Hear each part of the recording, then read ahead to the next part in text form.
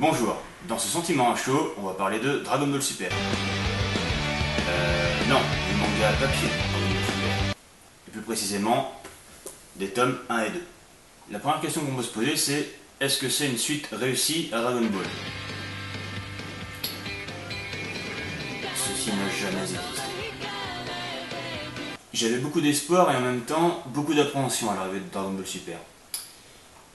J'avais commencé à regarder l'animé, mais vu que toute la première partie reprend les deux films Dragon Ball Z, que sont Battle of God et La Résurrection de F, j'avais arrêté assez vite, au bout de 5 épisodes en fait, même si apparemment les arcs suivants sont beaucoup plus intéressants. D'ailleurs, quand j'ai commencé le premier tome et que ça repart direct sur l'arc de Battle of God, je me suis un petit peu inquiété, mais cet arc dure à peu près un tiers du premier tome, pour laisser place ensuite à un scénario original, donc bon, ça passe. L'auteur nous fait d'ailleurs croire qu'on va repartir tout de suite sur l'arc de Freezer, mais non.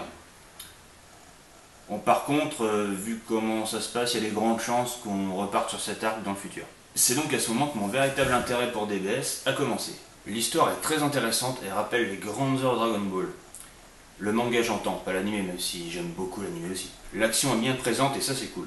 Ces premiers tomes ont tout de même des défauts. Alors déjà ça va vite, ça va très vite, ça va trop vite. L'histoire s'enchaîne extrêmement vite, beaucoup plus vite que dans Dragon Ball. Pour tout vous dire, l'arc de Beerus, il fait 70 pages, et l'arc suivant est déjà bien avancé à la fin du premier tome, et d'ailleurs il est terminé à la fin du deuxième. D'ailleurs, vu la fin du deuxième tome, j'ai extrêmement hâte de voir le troisième. Cette impression de résumé de l'histoire pose un autre problème, qui est ce perso. Alors, on l'a déjà vu dans les deux films, mais déjà là, c'était pas expliqué qui c'était exactement. On apprend bien quelques trucs sur lui dans le manga, mais je sais absolument pas comment il est arrivé là. Et pourtant les autres persos ont l'air de tous très bien le connaître. Alors je suppose qu'il est présenté dans l'animé. Mais s'il faut avoir vu l'animé pour lire le manga, c'est pas terrible quand même.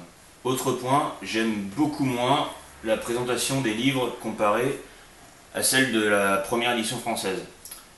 Alors vous allez me dire que l'édition française, enfin la première édition française était toute pourrie parce qu'elle est en sens de lecture européen, occidental.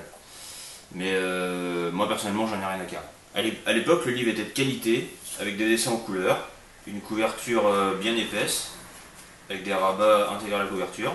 Et j'aimais beaucoup cette édition. D'ailleurs j'aimais particulièrement les dessins en couleur, comme ça, que j'ai beaucoup essayé de rebrouiller à l'époque. Ça donnait place à l'imagination, ça nous permettait d'imaginer les personnages dans leur univers, on va dire, même si c'était un peu fantasmé. Ici, les dessins sont sympathiques, mais déjà ils sont sur une jaquette qui est très très très fine. La couverture, la vraie couverture est mieux, mais par contre, elle est en noir et blanc. Et puis bon, les dessins derrière restent un peu classiques. C'est surtout une pub pour l'éditeur. Ça a quand même pas l'effet d'un Sangoku sur une moto militaire en mode badass ou un Sangohan dans une Formule 1. Je sais que c'est qu'un détail, mais quand même. Toujours sur le dessin, alors c'est pas Toriyama qui a dessiné Dragon Ball Super, donc Toriyama c'est l'auteur original de Dragon Ball, c'est Toyota. Alors les dessins sont excellents, on fait quasiment pas la différence avec ceux du Dragon Ball original, il n'y a rien à dire à ce sujet. La différence, on va plus la voir sur la différence de ton qu'il y a entre Dragon Ball et Dragon Ball Super.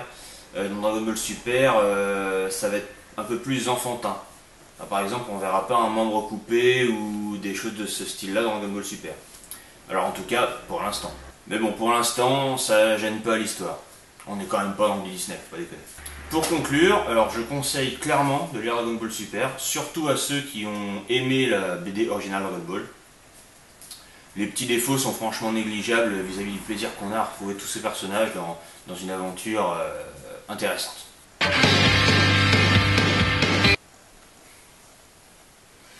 Ceci est mon avis, forgez-vous le vôtre. À la prochaine.